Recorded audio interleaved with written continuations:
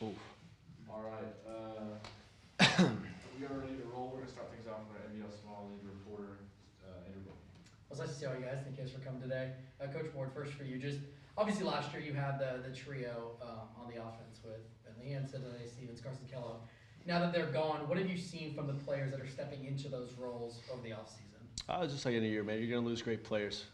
It's not an NFL where we can re-sign a guy to a contract. Otherwise, I would have kept a lot of guys that we've had in the last couple of years. But that's the fun part about high school football is that there's constantly overturn the roster. But it's been good to see some of these young guys step up.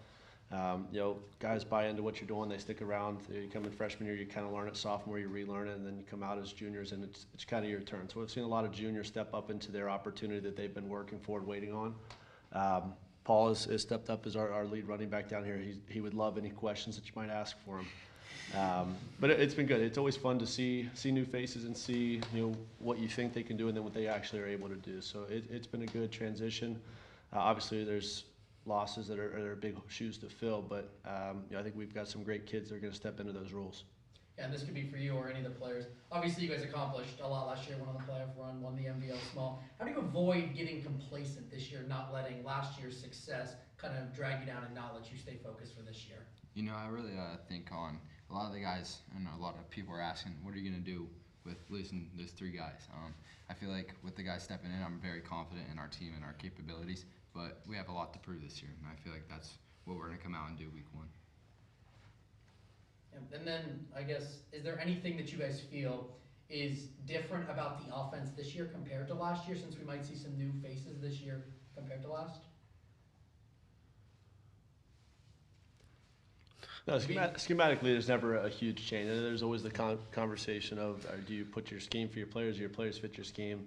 If you're developing kids, you have a general scheme that you have, and then your new guys, you're just going to try to put them in the best position to be successful. There's runs that Paul is going to make that's going to be different from what Carson did, just like there's throws that Isaiah and Lane are going to differ with. But if you're constantly changing your scheme, you're never going to get that development that you're looking for. We were blessed to have 3 extra weeks of practice last year, so these young guys had 3 more weeks of postseason practice to develop and get ready for their opportunity to step in. But that's the fun part. Some new guys step in and their skill sets may be slightly different from what we've seen in the past. So then it's just catering what we do to those guys and their abilities.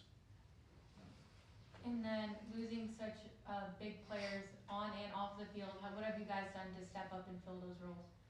The leaders really just have to step up and lead by example. So our team captains have done a really good job, and our seniors have really been self-oriented and led by example. So it's just helped us by pushing the younger guys to pay attention to little details. Yeah. You're going to have to answer a question Oh, once. Please. I'm waiting for the right one. Oh, okay. Carl Blaylock Media. Obviously, the big thing this year from the state is moving back to 12 teams over 16 teams, and especially in the middle divisions, Division 3, Division 4, Division 5, that really crunches it a lot more. There's a lot of really good teams in there, especially in southeastern Ohio. Where do you think you fit with the 12-team playoff, and how much does that change kind of what your thought process is coming through the season? We set same goals every year. We want to win week 1. We want to win our rivalry games with Sheridan and Crooksville. We want to win the small school championship in the NVL. If we take care of those goals every year, it's going to put us in a position to be there week 11 with whatever seed you may be. But it's always going to come back to taking care of what we can control, and that's every Friday night going out and putting our best product on the field. But if you're a small school title, it means you've won at least 4 games. If you win against your rivals, you're 1 or 2 more. You win week 1, there's 6, 7 wins. So it's not going to change. We're not stressed or worried about anything. We're just going to take care of business 1 week at a time and see where the chips fall. For any of the players, obviously, I think the defense still brings a lot of the talent back that you guys had last year. And you had success. Just how excited are you guys to be able to build on what you did last year for this year? I'm really excited. I mean, having our whole defense basically there, and for me personally, O-line, we bring almost everyone back. Just got to find a guard for us. And I'm excited to see what we can do with it. I feel like with us having an experienced defense return, I think we returned 8 of the 11 guys. So I feel like that's very valuable because we know what we have to do. We know we have to get out of practice and what it takes to be a successful team. So like having an experienced defense that's going to help our offense not be as stressed and be able to put up points.